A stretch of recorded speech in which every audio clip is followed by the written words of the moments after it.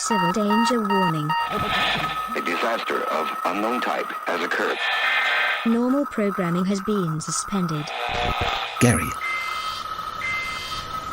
have you plugged in the fob? This is not a test. Okay, let's get going. This is Free Yorkshire Radio. Hello and welcome to Free Yorkshire Radio. Gary has found an old memory stick containing something called a YouTube video, where a man with the most peculiar looking beard is explaining how Peter Jackson should have actually included Tom Bombadil and all his singing in the adaptation of Lord of the Rings, whatever that is, and we're now showing it to a small select audience. And as their will to live slowly drains from their bodies, we can divert their life force into our batteries and... yes, we now should have enough power for the show. My name, of course, is Lloyd Becklesnip, and we'll be bringing you all the latest government-approved news and stories from the glorious Free Republic of Yorkshire, the mightiest of the many new nation-states that, several decades ago, emerged from the troubled era that was early 21st century Britain. In this episode, we return to Londonium for a guided tour from Carston Veil as we meet a pearly queen, a bridge punk, and the crows from the tower. And we have a chat with Reese Michael Bates, who runs the mobile food van, the Travelling Tuna. But first, as we're returning to one of the largest cities on this island for this episode, we thought we'd remind you of some of our tips and tricks for visiting the other major metropolises. Glasgow. The current risk level indicator has been changed to orange, but that's mainly because of all the iron brew that's been spilt on it. If you're planning a visit, please remember to don your hermetically sealed and air-conditioned tinfoil jumpsuit in case anyone tries to deep fry you. Liverpool. Now that the Scouse language has completely devolved into just guttural throat noises, please remember to bring a tub of 3-month-old yoghurt in case you're not able to produce enough of your own phlegm to blend in with the locals. Newcastle. The wearing of any coats, jackets or cardigans between October and November is still a capital crime punishable by death. And if you can't distinguish between ant and deck at the border, then you will be denied entry. Doncaster. As we all know, some time ago, Doncaster was wiped from the face of the earth, and we're just glad to remind you that it still doesn't exist. So now it's time for our return to Londonium. This time I went to visit the city myself. We're all aware that Londonium floats on a spinning disc a mile above the ground for tax purposes, but what can the typical visitor expect to come across? I met up with tour guide Carston Veil as he showed me around the city. You're listening to Free Yorkshire Radio. And as I soak up the sounds of Londonium town, I'm approaching my guide for the day, a Mr. Carston Veil. Carston, welcome to the show. And welcome to Londonium. My name is Carston Veil. Oh, I must say, I feel in safe hands already. You've obviously been doing this job for quite a while. You seem very experienced. Oh, many hours, possibly even days at this point. I am quite the expert in Londonium. Where do you draw your expertise from then? From facts, from information, from knowledge. Well, I mean, if these facts came from the internet, there's probably only a 50-50 chance that they are facts. Are you actually gleaning any facts from real life or from your experience? I am gleaming from the world around me. I observe, I educate myself. I am self-taught, of course. Given the price of education in Londonium now, that 90% of people are self-taught. It's very expensive, yes. Well, the tax breaks alone for teaching yourself are quite generous these days, so it makes sense. And with the fees in Londonium now being 450,000 and the student loan still only $9,000, there's a bit of disparity in the educational opportunities for those in Londonium compared to the rest of the country. Well, I see you're an educated man yourself, Lloyd. Many facts at your behest also. I come from the glorious Free Republic of Yorkshire. We take our education very seriously up there. Yes, well, you'll find we do things a little bit differently here in Londonium. Well, I must say, it's a bit of a culture shock. We have covered the city before, but this is my first time visiting the spinning disc in the sky. And it's not just the constant revolving that's made me queasy and a little bit sick. It's just so different. Yes, one adjusts after a while to the noises, the various smells, odours, the general musk of the city. Yes, well, let's get to the city itself then. I'm dying to get a look around it, and maybe some of the streets are a little bit less musky. Is there any less musky streets that we could hit first? Good Lord, no. We're actually on one of the less musky streets. This will only increase from here. Okay, well, thanks for the warning. So, what have you got for me first? Well, where else can we start but with this distinctive red chamber? Notice its square floor shape, its distinctive domed roof, this hinged door, which I am opening now for your perusal of the interior of the chamber. Mm-hmm. I take it you know what this is. Is it a public lavatory? It does smell like a public lavatory, absolutely. But as far as my facts have been able to educate me, this would once have been a home for a family of up to 15 people. Considered quite spacious back in the day, a very populated city. Okay, and how would the people have been stacked in an accommodation like this? Because there's no way they're all standing. Well, rumours tell of a great challenge, a great gladiatorial sport that once existed by the name of Tetris. Mm-hmm. And we believe this was derived from the way in which people would have to formulate into various shapes, an L, a T, or some kind of square, in order to fit inside one of these dwelling pods. I see. And once you get a layer of human contortionists on the floor, they all disappear. That's right. Leaving more room for the next. So it's just a continual flow of people. They slowly descend down from the top and try as fit as best as possible. And yes, would be very quickly disappeared once they have contorted and tessellated correctly. Oh, I can hear. Are those crows I can hear? Are we approaching some sort of aviary? Ah, well, these birds have escaped from the Tower of London, one assumes. I say, are these birds yours? Well, yes, you could say so, but I myself am human-crow hybrid. Mother was a crow, father was a human. Caw-caw. Caw Featherbridge at your service. Yes, these human crow hybrids, there's a lot of them about these days. Fascinating. They've basically taken over the place. Okay, so when they said that the crows and the ravens would never leave the Tower of London, I didn't know that they were going to start interbreeding with the employees at the Tower of London. This is fascinating. Does this give you a special insight into how the crows and ravens work at the tower? Are you able to communicate with them more directly? Caw. Well, yes, I am the ringleader, if you will. I'm the special one, the precious, the most loved of all. I have 2 muscular legs that you can see I've obviously done lots of squats, and these beautiful winged arms which I flap through the sky. I can't fly as high as my brethren that are purer of avian blood, but I can do stairs. They hop not very well, but I do not defecate upon everything I come across. I'm much more civilized than that. Caw-caw! I do it in a bird toilet. Caw-caw!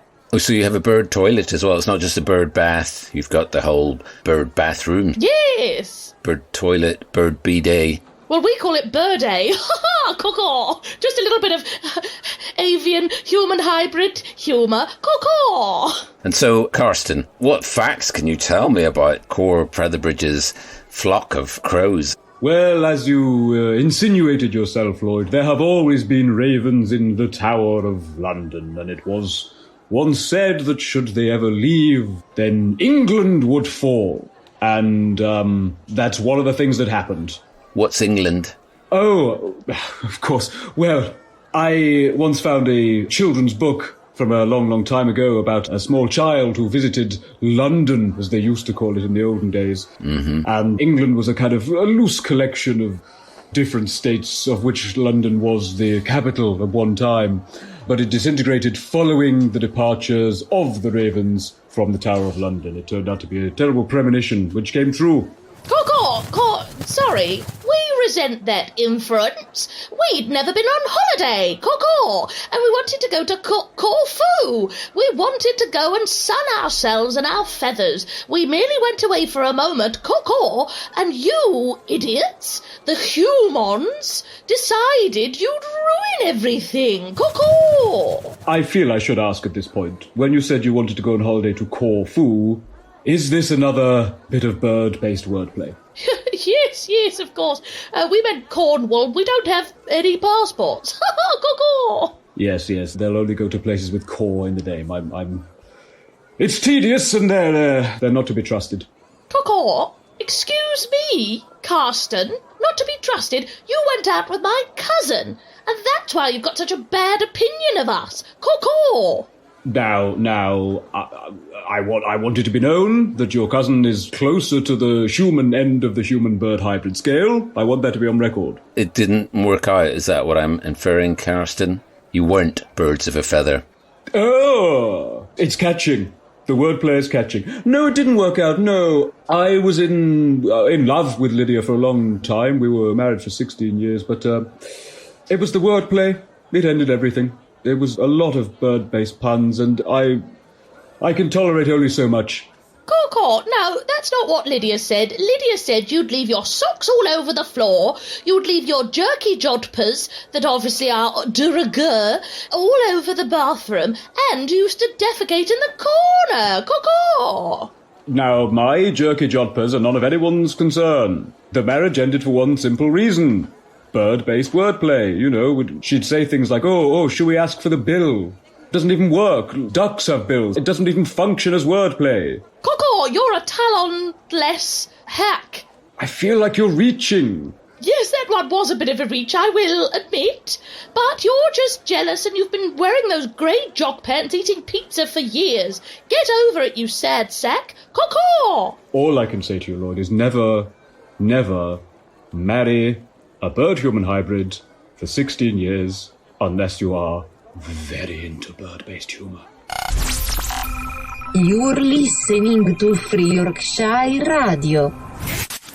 What a fascinating tour that was, and we'll be back with Carston to complete seeing the sights of Londonium later in the programme. But now, it's time to give you the latest on the culinary delights that often pass through the glorious Free Republic of Yorkshire. This week we talked to Reese Michael Bates, who runs the mobile food van known simply as the Travelling Tuna. We caught up with him at Skelmanthorpe Market. And yes, here I am now at Skelmanthorpe Market, enjoying the smells, the sounds, the sights, and even the tastes as the odd bit of food flies through the air from the various food trucks and stalls that are peppered around the market with various people crowded around them. But the one with the longest queue, a massive queue, people milling around it, is the new sensation of Skelmanthorpe Market. It is the food truck, the Travelling Tuna. And I'm delighted to say I'm going to have a chat with the Travelling Tuna's owner, Mr. Reese Michael Bates. Mr. Bates, it's an absolute pleasure to have you on the show. Welcome on to Free Yorkshire Radio. Oh, thanks for having me. It's an honour, that's what it is. It's an honour to be on this show. Well, we're all about promoting business in Yorkshire and we're all about promoting enterprise. But you have a slightly different take because you are promoting business and enterprise, but you are bringing food from outside of Yorkshire into Yorkshire. This is quite a daring thing for a food truck to do. Do you mind me asking, what was your inspiration about setting up this particular type of food truck? Well, me personally, I do like to travel. And so when things became sort of fractured, just became difficult, didn't it? You know, moving food from here to there. And I'm going to be the one to bring food to different places, to different people, so that we can maybe one day just be all together again. Do you know what I mean? Well, yes, that's an admirable policy to have, but obviously you talked about the difficulties of moving between the various states. And it's not just export-import, is it? You've got minefields to navigate. There's various ravines that have been caused by the earthquakes of 37 and navigating the Sniper Alley of Lancashire and all this here. What amendments have you made to your truck to help you navigate these challenges?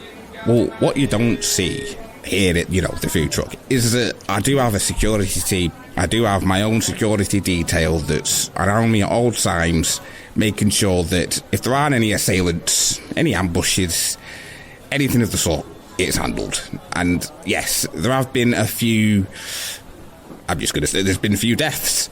Mm-hmm. Some of them even by my hand. But, well, I have to do it. If I'm going to be able to continue providing this service, then the only way I can do that is to stay alive. And if people are coming to me trying to take my life, the only way out is to take theirs. And that really inspires some of the food, in fact. The strife that sometimes I go through, I end up putting that into my dishes. I don't put people into the dishes. No. But you can tell from the menu, I mean, one of your best-selling items is grotted mackerel. Is that one of your favoured assassination moves? Are you a dab hand with a wire cable? I actually am. Do you remember those cake wires that they have? And you can put it over the cake and it just cuts the cake into like 20 pieces. I remember when we used to have cakes. So a lot of those cake wires have now been repurposed for the military. So you've become a dab hand. I had no choice, did I? I had no choice. So that then meant that, yes, this whole truck is, I don't know if you can tell, it is armoured. It's very heavily metal. I don't know the specific terms. I'm a chef. I just know that it's metal, know that the windows are triple glazed or whatever, and that when people shoot at me, it doesn't get in. You leave the details to your security team whilst you keep cooking under attack, because you've got quite the menu there. I'm presuming you're cooking pretty much all the time, regardless of whether you're under attack or not. That's true, Lloyd. I'm cooking all the time. Are there any dishes, actually, that you prefer cooking whilst you're under attack? Because I can imagine if you're going to flash fry something, having a bit of crossfire is just going to really get you into the vibe of it. I do like to make soups. I find them a bit of a challenge. You're moving around, the vehicles shake and explosions are happening, and the soup, it really moves it. Do you know what I mean? It really shakes it up in a way that you just can't do in a stationary building. Yes, and if any of the attackers breach the perimeter and you have to finish them off, any bits and bobs that come off them could just fall into the soup and you can just blend them in. I do actually have a gumbo, I call it. Gunbo? Exactly. Nice. That includes sometimes a bit of shrapnel in there, a bit of gunpowder, or maybe a shell of a bullet, something like that. But all of that movement, it brings it together. You don't taste all of the individual stuff, yeah. You taste the experience. Yes, you get a taste of battle. Actually, that's your tagline on your bus. The Travelling Tuna, a taste of battle. So you're bringing that flavour of shrapnel, that flavour of Semtex, and that flavour of bleeding wounds to your culinary delights. And this is the thing, I picked up Welsh rarebit that you call it, but then by the time I got back, well, what was it? It wasn't Welsh rarebit anymore. Do you know what I mean? Because of all of the commotion. So that's then when I pivoted and it became a taste of battle. So it's like you're taking all the cultures and menus from around the country and blending them through the art of war into a new fusion cuisine. I like to give people a taste of battle. Yes. Alongside that, one or two members of the security detail, they bring in their guns and let some of the customers just shoot something. Because sometimes, like I was saying with the shrapnel and whatnot getting into the soup, it's kind of like seasoning, isn't it? So sometimes I give people a gun and sort of say, this is our version of salt. Oh, so they just shoot the dish? Yeah, exactly. Just shoot your dish to taste. Oh, you got salt bullets? Yeah. So you got salt and pepper bullets. So anything a bit spicier, like a Tabasco Armalite or a cayenne pepper howitzer. Yes, that's where the grenades come in. Ah, yes. A taste explosion. Exactly. What works best in a grenade? Because it's going to infuse every fibre of the dish if you explode a grenade of, say, turmeric or cumin in the middle of a dish. Well, you end up actually having to have something not quite too strong.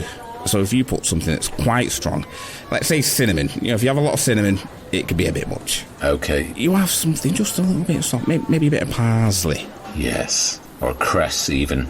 Cress, yes. Do you notice that different dishes sell differently in different areas of the country? I mean, is there something that's popular in Yorkshire that wasn't so popular elsewhere? Yeah, of course. I grew up in Manchester.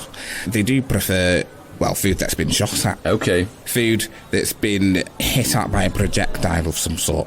Yes. That tends to give longer-lasting flavours. Do you know what I mean? Whereas here in Yorkshire, they quite like the taste of things that have experienced physical violence directly. So what are we talking here? So food that has been physically beaten. Stabbed, whipped, being punched with a knuckle duster, just a general good kicking. Or garroted. Yes, the garroted mackerel's going down. Are you happy to garrot anything? Or does the garroting work with certain types of species? When it comes to fish, garroting just works beautifully. And that's what's going down very well here in Yorkshire. Obviously, most of the fish now have 2 to 3 heads generally. So are you able to garrot them in one fell swoop, or do you garrot each head individually? Oh, you have to do it in a fell swoop. I suppose they get a bit narky. If you garrot one of their heads, they're going to turn on you. Yeah, and, you know, the flesh of the fish, it starts oxidising, doesn't it? So you want it dead as quickly as possible and in the pot. So you take dishes from around the country and bring them to Yorkshire. What are the dishes that you've discovered in Yorkshire that you're now taking to the rest of the country, and is there any particular Yorkshire dish that's gone over particularly well abroad? Well, there was one that was a take on shepherd's pie. Obviously the shepherds in Yorkshire mainly shepherd swamp mongrels, so that's going to taste a bit different. Well, this is it. The shepherd's pie itself is made from... It's quite interesting because the people of Yorkshire, they're quite insular. You know, they hate everybody. So it's actually made from the skin of those who have wronged them. A vengeance dish. It's quite the delicacy. It's very difficult to come by because it does mean committing murder, which not everybody is particularly comfortable with. Most people are, though, these days. A good 90% take up for murdering people in Yorkshire. We're, you know, a practical people, and we're living in difficult times. Like you said yourself, you've killed many a person in order to defend your business, and no one's blinked an eye at your approach in Yorkshire because we understand what's really going on. Well, you've got to be careful. I took this very same story down to Milton Keynes. They did not take kindly. Apparently, they still have a few laws down there. They still have laws in Milton Keynes? Oh, God, I knew they were backward, but I didn't realise it was that bad. Honestly, it was the strangest thing I'd ever... I just couldn't stay there long at all. I almost got arrested, put in jail. What, they arrest people? So backward. It's very backwards. Could not deal with it. That's crazy sounding. So just to wrap up, obviously, we still haven't found out why you're called the Travelling Tuna. Tuna was just a dish I ate growing up, wasn't it? Simple tin of tuna, put it in a sandwich, maybe a bit of mayonnaise, and I'm travelling. It's that simple. And I've heard you like to catch your own tuna. You wrestle them yourself out of the sea, regardless of their size. They can get up to £2,000 these days, but you still like to do it the old way. You don't have a line, you don't have a net. You just got some scuba gear and a rope tied to you, and they just fling you off the boat and you just seek out your own tuna. Is there a knack for honing in on a tuna? I think the main thing to remember about tuna these days, at least, they can actually smell fear. So if you go in that water and you're in any way kind of nervous or apprehensive about what you're doing, then they're going to swarm you and they're going to eat you. You have to go in with the mindset that you are the predator. You're the alpha tuna. The apex. Mm-hmm. And once you're in that water, you've got that attitude. Honestly, there was one time I went down in that water and they just swam into my hands because they could just tell I had that vibe, that attitude. Do you know what I mean? Wow, that's inspiring stuff for all our potential little chefs listening out there. If you want to get to where Reese Michael Bates is, you've got to be able to stare down a tuna so hard that it just flops into your hands. We wish you the best of luck with your further culinary travels. Thank you very much for taking the time to speak to us today, Mr. Bates. Thanks for seeing me, Lloyd. Yo, what's up? You're listening to Free Yorkshire Radio. Well, if the Travelling Tuna is passing near your domicile, then you know you're in for a taste sensation. Oh, it looks like the lifeless cadavers from our YouTube experiment are now being zombified by the neckbeard's interminable droning about Lord of the Rings. Yes, I can hear them starting to chant, Bombadil, Bombadil. But if we're quick, I think we've just got enough time to return to London and let Carston Veil complete his guided tour. What do you have lined up for us next, Carston? Well, what we can see here, as I'm sure you'll recognise, is the remnants of what was once the great river Thames. Mostly dried up at this point. It hasn't adjusted well to the spinning centrifugal nature of modern Londonium, but in times gone by, people would plumb the depths of the river to find pearls, clams, precious treasures. Many of these were found, and the pearly kings and pearly queens would walk the banks looking for these sunken jewels. Well, yes, they used to, but since the radiation effect has made most of the pearls sentient and formed their own society, the very idea of wearing a jacket full of pearls is now seen as some sort of genocidal intrusion. Oh yes, the Pearl Society in many ways functions better than ours. They're very, very well organised. Have you ever been to a Pearl dinner party? I have, yes. Delightful. The manners of royalty mixed with the cooking skills of a Michelin-starred restaurant. It was a delightful evening. I must confess I made quite the faux pas. I accidentally turned my back upon a pearl at one point and was very politely asked to leave. But the brief time I was there, it was a level of erudition that I've rarely found outside of my own head. And so these Londoners, or Londoniumers, Londoniumers, primarily from East Endium. So are any of these people still around, or have they been swept into the bucket of history? Some of them are still around. They are clinging on to the phrase East End, even though the rotating nature of Londonium makes concepts such as East increasingly redundant. But they're very proud of that heritage. They say there was a bell in old London town, and if you could hear that bell ringing, that meant you were a true neacock, was the term they used to refer to themselves by. I think it's some kind of mutation reference as far as I'm aware. Right. I'm sorry, is this actually one of them approaching us now? Oh, good Lord. Oh, have a banana. She's singing gibberish. What's a banana? It may sound like gibberish, but this is a reference to the great and noble foodstuff from old London town. We believe it was some kind of meat. Delicious kind of meat from a very long-necked animal. It was known as the banana. Right. So, madam, I'm Lloyd Becklesnip. I'm from Free Yorkshire Radio. I was wondering if we could have a moment of your time. You're one of the old... I'm afraid, sorry, I'm not familiar with the lingo. How would you refer to yourself? I'm a jolly old kneecock, doing the kneecock walk. Sorry, Carston, you're going to have to translate. I didn't understand a word of that. What was said was a reference to doing the jolly kneecock walk. It's a reference to the way that people would perambulate in old London town. Very carefully. You have to keep the kneecock safe at all times. You would be brushing against things. It'd be terribly unhygienic. Maybe you could translate for us if you can ask the lady how long she's been doing the kneecock walk. I'm not fully fluent, but I will do my best. I say, old China, apples and pears, dog and bone. Oh, yeah, me old plates of meat. Oh, Ruby Murray. I'll tell you this for nothing. I've been doing the kneecock walk since I was knee-high to a grasshopper. A kneecock, for those of you who don't know, your mate looks like he ain't from around here. He's got one of them exciting accents from outside of Londonium, a timbre I've not heard in time since. It's when you've got upon your knees, big, fleshy protrusions, red bits like a little cockerel. That's what a kneecock is, and I'm walking like one. Flip-flap, flip-flop, watch me kneecock go. Yes. What that meant was she didn't understand my question. Okay. Yes, it's fascinating to see someone who's incapable of communicating with their fellow men and women, but they still seem jolly. They seem happy in their ignorance. Yes, quite happy with their lot. I can try again. Anything else you'd like to ask?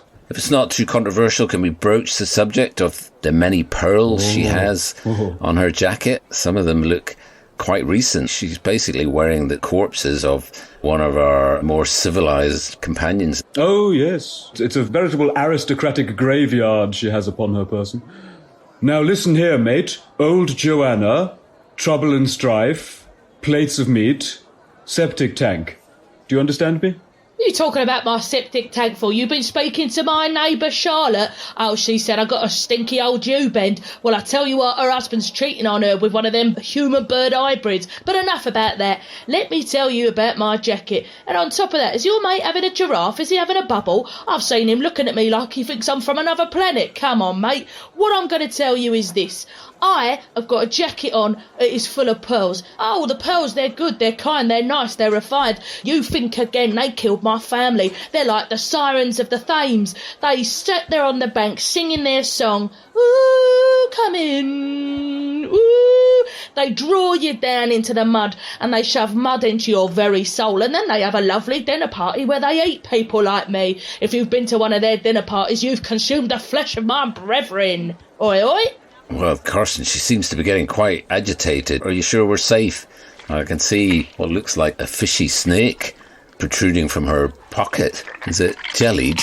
Yes, it has been jellied. That's a bad sign. We should run. They're emerging from her hat as well. Her whole hair is made of jellied. We need to move on. We need to move on. It's a classic Medusa situation and we should leave. Okay, let's... Okay, I think we managed to lose her. And we're on one of the bridges over what's left of the Thames. That's right. This is what they used to call Old Londonium Bridge. Okay. And is it safe to cross here? Relatively, yes. Well, let's get to the other side. There seems to be just someone with a ridge of hair. Ridge of pink hair? Is that one of the London fashions? Oh, no, yes. I feared this might happen as well. How goes it? Oh, hello. I am a Camden Bridge punk. Perfectly upright. Never kinky. Want a picture? Oh, they're offering pictures. That sounds lovely. I wouldn't take the picture. That's a trap. It's likely we'll have to answer her riddles 3. There are riddles I have thrice. If you answer them, I might be nice. If you get them wrong, you will be gone. And you will have to listen to my gong. I wouldn't worry. They only know about 5 riddles and I've heard most of them before, so we should be okay. Tell us your first riddle, punk! What smells like poo and looks like poo? Do you want to have a go at this one, Lloyd? I don't want to spoil the answers for you. Is it poo? Oh, damn it! You got it right. Very well done. A smart man, an educated man. Listen, now you have been beckoned, you'll never ever get the second. What tastes like poo and looks like poo?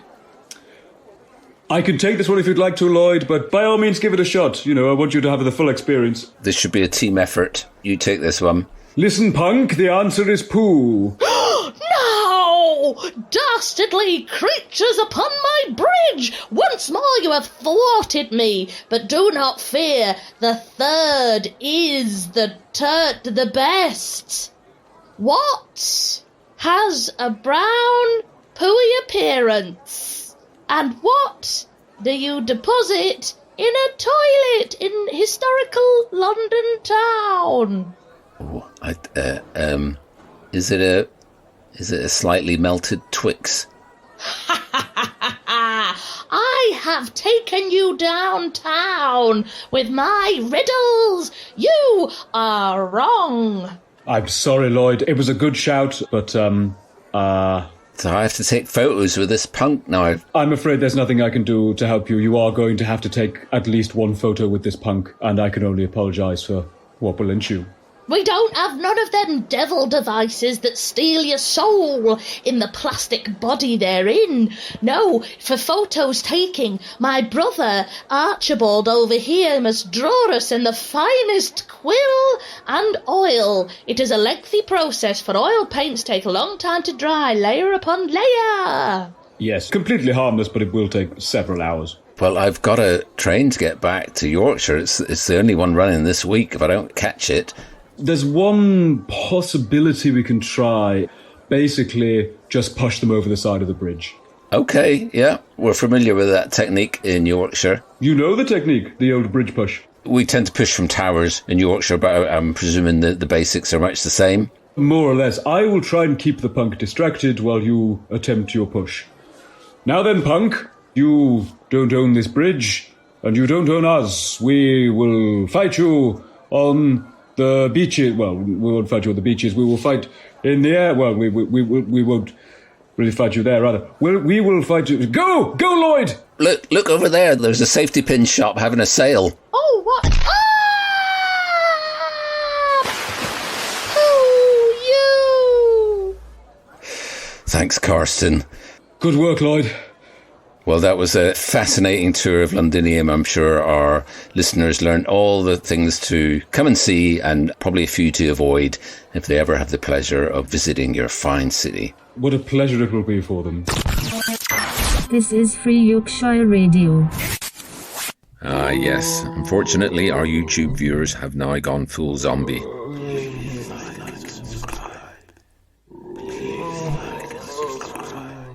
Gary, can you call the zombie containment unit? We don't want yet another outbreak plaguing the area. Oh, and I've been bitten. So I guess that's the end of another show.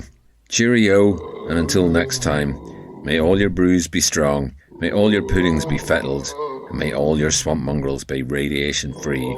Ta-ra! And also, please like and subscribe. Like and subscribe. Like and subscribe. Like and subscribe. Like and subscribe. Make sure you have food, water, and a battery-powered radio with you. This is not a test. Hi, thanks for listening. I'm Noel Curry, and this show featured Francesca Reid as various Londonium inhabitants, Robert Frimston as Carston Veil, and Eji Osigwe as Reese Michael Bates. You can find out more about these wonderful improvisers in the episode notes. You can follow this podcast on Facebook at Free Yorks Radio. We'll be back next month, but if you enjoyed this, then you know what to do. Please subscribe, share, rate, and review. Thanks. Listening to Free Yorks Radio.